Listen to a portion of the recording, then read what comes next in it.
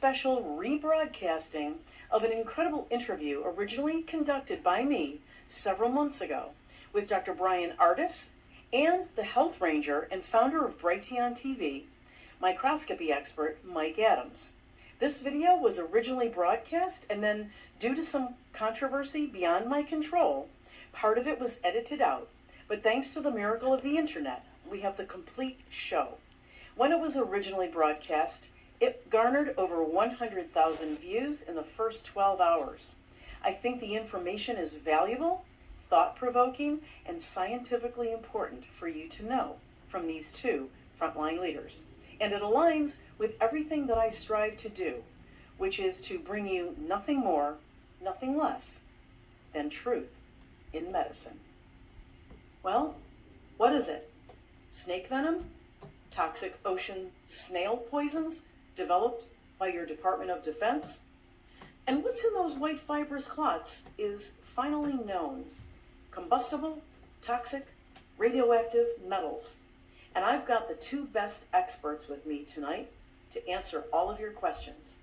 This is the Dr. Jane Ruby Show, and you're about to enter Truth in Medicine.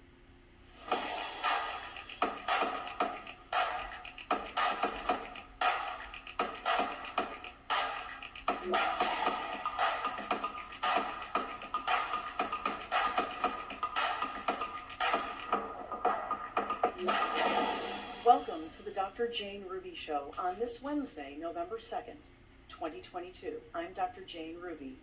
Last week I brought you a blockbuster interview with Dr. Bryan Ardis that is now over 500,000 views worldwide. Dr. Ardis said he was wrong about the original snake venom that he discussed. He has since discovered hundreds of animal venom developed by cloning animal glands to then create billions of synthetic venom materials that now saturate our environment from many different angles. And Mike Adams is the hero in the house for the only frontline expert who would step forward and examine in his ISO certified national lab the white clots pulled from jabbed cadavers by the first embalmer to step forward.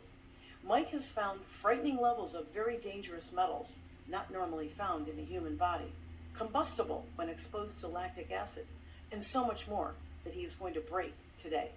But the really exciting part is to this whole story, to these incredible scientists that have worked together many times and are now connecting the dots that with each other, but many other experts as well, like counter-bioterrorism, Dr. Tao Braun, Sasha Latapova from Team Enigma, and so many more. And after I've interviewed both of these incredible experts, you had so many questions, so many excellent questions that came out of those discussions, and I'm bringing them back tonight so that we could get to those questions and get further updates. Well, last week I conducted an interview with Dr. Bryan Ardis because he said he was actually wrong in the beginning when he reported snake venom.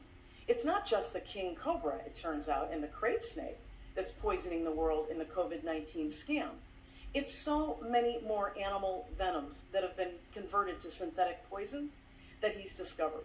And Mike Adams, the health ranger and the founder of Brighteon TV, an expert in microscopy, was the first person to bravely step forward and actually begin the analysis of the chemical composition of embalmer Richard Hirschman's findings, who was the first embalmer to step forward with these white clots pulled from jabbed cadavers. And Mike's findings stunned the world as he and I walked through his demonstration live on the Alex Jones Show some months ago. What he found were metals that are almost never found in the human body, and so much more information that he has since done on these vials and more. And I couldn't think of anything more powerful than to bring these two scientists together for a joint discussion to help answer all of the questions that you've had since I brought these findings forward.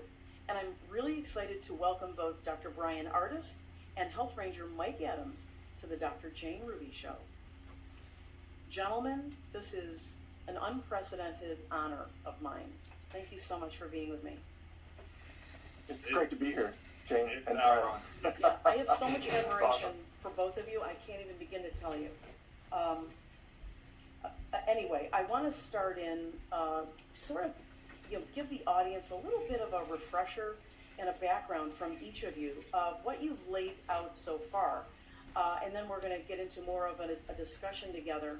And then in a little while, Mike, you're going to share some findings that is kind of an exclusive first time out of the box. So I'm excited about that too. So Mike, why don't you start with your initial findings in that famous clot that you got samples of from Richard Hirschman? Okay, I will. And by the way, thank you for connecting me to Richard Hirschman so we could get those samples. And I just want to say also, I know that Brian's going to present his research, but when he first talked about venom peptides, we were the only ones, I think, in the industry that published detailed research articles about Venom Tech and other companies that have a database of peptides from venom that are used throughout the medical industry and are referenced probably hundreds of thousands of times in research papers. So I just want to say for the record that anybody out there who is claiming that there's no such thing as venom or venom peptides in medicine, you don't know what you're talking about. It's all throughout the literature.